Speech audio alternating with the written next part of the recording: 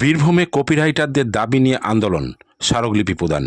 বীরভূম জেলার বিভিন্ন রেজিস্ট্রি অফিসে কপিরাইটারদের কাজের নিরাপত্তা এবং সুষ্ঠু ব্যবস্থাপনার দাবিতে Paschimbanga registration copyrights union INTTUC Suri unit জেলা রেজিস্ট্রারের কাছে স্মারকলিপি জমা দিল।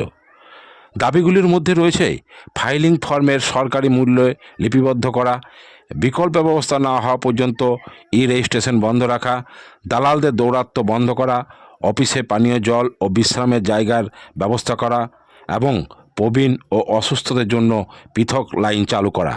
সংগঠনের পক্ষ থেকে জানানো হয়েছে, যদি দাবিগুলো দ্রুত পূরণ না হয় তাহলে তারা সাংগঠনিকভাবে বৃহত্তর আন্দোলনে নামতে বাধ্য হবেন। আমিন নাসিদের রিপোর্ট, বীরভূমের খাস খবর, সিউড়ি। যে অমলেন্দু মণ্ডলকে তার সুচিন্তিত এবং ঘনিষ্ঠ বক্তব্য রাখার জন্য, এবং তার কাছে আমাদের একটা অনুরোধ, কারণ আমাদের টাইম সময় অনেকটা অতিবাহিত হয়ে যাচ্ছে। মাননীয় ডিস্ট্রিক্ট রেজিস্ট্রার মহাশয়কে আমাদের সময় 1টা থেকে 1:30টার মধ্যে দেওয়া আছে। 1:30 বাজার মুহূর্তে আমরা পৌঁছে গেছি। এই মুহূর্তে আমাদের প্রধান অতিথি রাজিবুল দা এবং নাজির উনি উপস্থিত হয়েছেন, তাদেরও বক্তব্য আছে। তাই তার ছোট্ট করে বক্তব্য রাখার জন্য অমল মণ্ডলকে মঞ্চে ডেকে নিচ্ছি। আজকে আমাদের পশ্চিমবঙ্গ রেজিস্ট্রেশন কপিরাইটস ইউনিয়ন আছে বীরভূম জেলায়। তারা, আমি আলোচনা করে দেখি, তারা খুব অর্থ সংকটের মধ্যে আছে। আমরা চাই সে অর্থ সংকট তাদের বেরিয়ে আসুক, এবং তাদের আরও অনেক দাবি আছে। যেমন এখানে প্রত্যেক জায়গায় দেখি যেখানে টয়লেট বাথরুম নেই, এখানে যারা ডিস্ট্রিক্ট আছে থাকার কোনো বসার জায়গা নেই। উনি ফিডিং রুমের জন্য বললেন, এটা খুবই প্রয়োজন ফিডিং রুম। যে একটা বাচ্চা আছে তার সে মাতৃত্বে পান করবে, তার জন্য ফিডিং রুম প্রয়োজন। এখানে বাইকের জন্য পার্কিংয়ের দরকার আছে। তারপরে যে একটা বলছে যে একটা ফিস থাকে, সেটা লেখা থাকতো, আগে রেট লেখা থাকতো, 1.5 টাকা হোক যখন লেখা থাকতো, সেটা লেখা থাকে না। ওরা জানতে পারে না, অন্ধকার থাকে।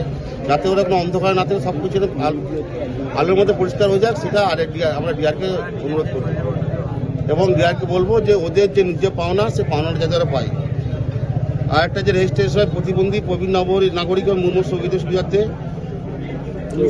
K1 যে কমিশন ব্যবস্থা, আমরা দেখেছি যে কোনো হ্যান্ডিক্যাপ থাকলে তার বাড়িতে গিয়ে রেজিস্ট্রি করা, বাড়িতে বসে রেজিস্ট্রি করাতে, সেটা এখন উঠে গেছে। কিন্তু এটা হওয়া উচিত নয়।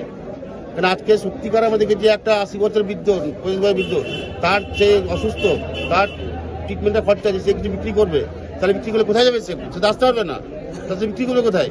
অতএব কমিশন পত্রটা আমার চালু করা উচিত, এবং সেটা আমরা ডিআরকে অনুরোধ করবো যে কমিশন পত্র আপনি চালু করুন। এটা অনেকের অসুবিধা হচ্ছে, আমাদেরকে অনেকে কমপ্লেন করেছে, আমাদের অনেকে বলেছে যে দেখুন এটা উঠে যাওয়াতে আমাদের অনেক অসুবিধা হচ্ছে। আর একটা যেটা বারে বলছি আমি, যে এখানে যে দেখছেন আপনি হয়তো সাংবাদিক, আপনারা দেখেছেন বাইক নিয়ে যান, যেতে কতক্ষণ সময় লাগে এখানে। আমরা চাই এই অন্তত এই সামনের জায়গাটা ফাঁকা থাক, এবং সবাই যাওয়া আসা করুক। একটা টোটো অন্তত ঢুকতে পারে, প্যাসেঞ্জার নিয়ে ঢুকতে পারে, যে রেজিস্ট্রি করতে আসছে টোটো থেকে আসবে, সে ভিতরে ঢুকলো, সে নামলো, একটা বসার জায়গা পেলো। ঠিক আছে, এটা স্বীকৃত শুধু নয়, আমরা যে বীরভূম জেলায় সমস্ত জায়গাতে যেটা হয়, যে বীরভূম পশ্চিমবঙ্গের 1700 কতজন আছে, এবং বীরভূমের 100 কতজন আছে বললো, সিউড়িতে আমি জানি 41 জন আছে। সবারই একটা সোর্স অফ ইনকাম নিয়ে একটা মিনিমাম ইনকাম একটা হোক। কারণ আমরা দেখেছি কপিরাইটের যে ন্যায্য পাওনা, সেই ন্যায্য পাওনাটা পায় না। এটা আমি অনেকদিন দীর্ঘদিন ধরে শুনে আসছি। এর আগে আমরা ওই কথাটা বলেছি। আমরা চাই ওদের যে পাওনাটা, সেই ন্যায্য পাওনাটা পাক, তাহলে অন্তত ওরা ছেলে মেয়েকে পড়াশোনাটা করাতে পারবে, একটু দুমুটা খাবার খেতে পারবে। এটা পাচ্ছে না করতে ওরা। তার জন্য আজকে আমাদের এটা করেছেন, তার জন্য আজকে সবাই একত্রিত হয়েছে, এবং আমরা বীরভূম জেলা INTTUC তাদের সমর্থন করছি, এবং আমাদের যে মাদার সংগঠন তারাও সমর্থন করছে আমাদেরকে। তার জন্য এখানে বসতে হয়েছে। কি নাম আপনার? আমি রাজিবুল ইসলাম, বীরভূম জেলা INTTUC ভাইস প্রেসিডেন্ট।